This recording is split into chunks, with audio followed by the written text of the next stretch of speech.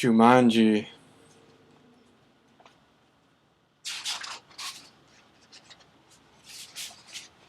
Now remember, Mother said, your father and I are bringing some guests by after the opera, so please keep the house neat. Quite so, added Father, tucking his scarf into his coat. Mother peered into the hall mirror and carefully pinned her hat in place, then knelt and kissed both children goodbye. When the front door closed, Judy and Peter giggled with delight. They took all the toys out of their toy chests and made a terrible mess, but their laughter slowly turned to silence till finally Peter slouched into a chair. You know what, he said, I'm really bored. Me too, sighed Judy. Why don't we go outside and play? Peter agreed, so they set off across the street to the park. It was cold for November. The children could see their breath like steam. They rolled in the leaves, and when Judy tried to stuff some leaves down Peter's sweater, he jumped up and ran behind a tree. When his sister caught up with him, he was kneeling at the foot of the tree, looking at a long, thin box. What's that? Judy asked. It's a game, said Peter, handing her the box. JUMANJI, Judy read from the box. A jungle adventure game. Look, said Peter, pointing to a note taped to the bottom of the box. In a childlike handwriting were the words, Free game, fun for some, but not for all. P.S. Read instructions carefully. Want to take it home? Judy asked. Not really, said Peter. I'm sure somebody left it here because it's so boring. Oh, come on, protested Judy. Let's give it a try. Race you home! And off she ran with Peter at her heels. At home, the children spread the game out on a card table. It looked very much like the games they already had. There was a board that unfolded, revealing a path of colored squares. The squares had messages written on them. The path started in the deepest jungle and ended up in Jumanji, a city of golden buildings and towers. Peter began to shake the dice and play with the other pieces that were in the box. Put those down and listen, said Judy. I'm going to read the instructions. Jumanji, a young people's jungle adventure specially designed for the bored and restless. A. Player selects piece and places it in deepest jungle. B. Player rolls dice and moves piece along path through the dangers of the jungle. C. First player to reach Jumanji and yell the city's name aloud is the winner. Is that all? Asked Peter, sounding disappointed. No, said Judy. There's one more thing, and this is in capital letters. D. Very important. Once a game of Jumanji is started, it will not be over until one player reaches the Golden City. Oh, big deal, said Peter, who gave a bored yawn. Here, said Judy, handing his brother the dice. You go first. Peter casually dropped the dice from his hand. 7, said Judy. Peter moved his piece to the 7th square. Lion attacks. Move back 2 spaces, read Judy. Gosh, how exciting, said Peter in a very unexcited voice. As he reached for his piece, he looked up at his sister. She had a look of absolute horror on his face. Peter, she whispered. Turn around very, very slowly. The boy turned in his chair. He couldn't believe his eyes. Lying on the piano was a lion, staring at Peter and licking his lips. The lion roared so loud it knocked Peter right off his chair. The big cat jumped to the floor. Peter was up on his feet, running through the house with the lion at a whisker's length behind. He ran upstairs and dove under a bed. The lion tried to squeeze under but got his head stuck. Peter scrambled out, ran from the bedroom, and slammed the door behind him. He stood in the hall with Judy, gasping for breath. I don't think, Peter said in between gasps of air, that I want to play this game anymore. But we have to, said Judy, as she helped Peter back downstairs. I'm sure that's what the instructions mean.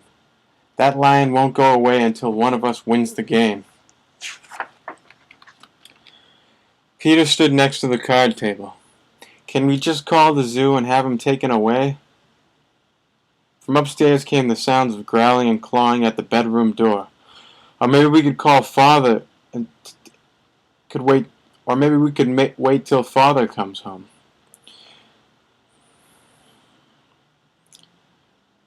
No one could come from the zoo because they wouldn't believe us, said Judy. And you know how upset Mother would be if there was a lion in the bedroom. We started this game, and now we have to finish it. Peter looked down at the game board. What if Judy rolled a 7? Then there'd be 2 lions. For an instant, Peter thought he was going to cry. Then he sat firmly in his chair and said, let's play. Judy picked up the dice, rolled an 8, and moved her piece. Monkeys steal food, miss 1 turn, she read. From the kitchen came the sounds of banging pots and falling jars. The children ran in to see a dozen monkeys tearing the room apart. Monkeys. Oh boy, said Peter. This would upset Mother even more than the lion. Quick, said Judy. Back to the game. Peter took his turn. Thank heavens. He landed on a blank space. He rolled again. Monsoon season begins. Lose 1 turn. Little raindrops began to fall in the living room. Then a roll of thunder shook the walls and scared the monkeys out of the kitchen. The rain began to fall in buckets as Judy took the dice. Guide gets lost. Lose 1 turn. The rain suddenly stopped. The children turned to see a man hunched over a map. Oh dear, I say. A spot of bad luck, he mumbled. Perhaps a left turn here. No, a right turn here. Yes, absolutely, I think. A right turn, or maybe... Excuse me, said Judy, but the guide just ignored her. Around here, then over. No, over here, and around this. Yes, but then... Judy dragged her shoulders and handed the dice to Peter. 4, 5, 6, he counted. Bitten by a tsetse fly. Contract, sleeping sickness. Lose 1 turn.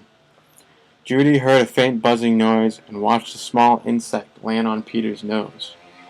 Peter lifted his hand to brush the bug away, but then stopped, gave a tremendous yawn, and fell sound asleep, his head on the table. Peter, wake up, cried Judy, but it was no use. She grabbed the dice and moved to a blank. She rolled again and waited in amazement. Rhinoceros stampede, go back 2 spaces. As fast as he had fallen asleep, Peter awoke. Together they listened to a rumble in the hallway. It grew louder and louder. Suddenly a herd of rhinos charged through the living room and into the dining room, crushing all the furniture in their path. Peter and Judy covered their ears as sounds of splintering wood and breaking china filled the house. Peter gave the dice a quick tumble. Python sneaks into camp. Go back 1 space.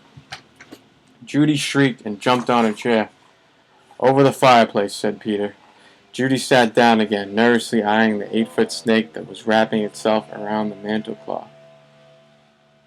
Guy looked up from his map, took 1 look at the snake, and moved to the far corner of the room, joining the monkeys on the couch. Judy took her turn and landed on a blank space. Her mother took the dice and rolled a 3. Oh no, he moaned. Volcano erupts. Go back 3 spaces. The room became warm and started to shake a little. Molten lava from the fireplace opened. It hit the water on the floor and the room filled with steam. Judy rolled the dice to moved ahead. Discover shortcut. Roll again. Oh dear, she cried. Judy saw the snake unwrapping himself from the clock. If you roll a 12, you can get out of the jungle, said Peter. Please, Judy begged, as she shook the dice. The snake was wriggling his way to the floor. She dropped the dice from her hand. 1 6, then another. Judy grabbed her piece and slammed it to the board. Jumanji, she yelled as loud as she could. The steam in the room became thicker and thicker. Judy could not even see Peter across the table. Then, as if all the doors and windows had been opened, a cool breeze cleared the steam from the room. Everybody was just everything was just as it had been before the game. No monkeys, no guide, no water, no broken furniture, no snake, no lion roaring upstairs, no rhinos. Without saying a word to each other, Peter and Judy threw the game into its box. They bolted out the door, ran across the street to the park, and dropped the game under a tree. Back home, they quickly put all their toys away. Both children were too excited to sit quietly, so Peter took a picture puzzle. As they fit the pieces together, their excitement slowly turned to relief and then exhaustion. With the puzzle half done, Peter and Julie fell sound asleep on the sofa. "Wake up, dears," Mother's voice called. Judy opened her eyes. Mother and Father had returned, and their guests were arriving. Judy gave Peter a nudge to wake him. Yawning and stretching, they got to their feet. Mother introduced them to some of the guests, then asked, "Did you have an exciting afternoon?" "Oh yes," said Peter. "We had a flood, a stampede, I got sleeping sickness," and Peter was interrupted by the adults' laughter. "Well," said Mother, "I think you both got sleeping sickness. Why don't you go upstairs and put your pajamas on? Then you can finish your puzzle and have some dinner."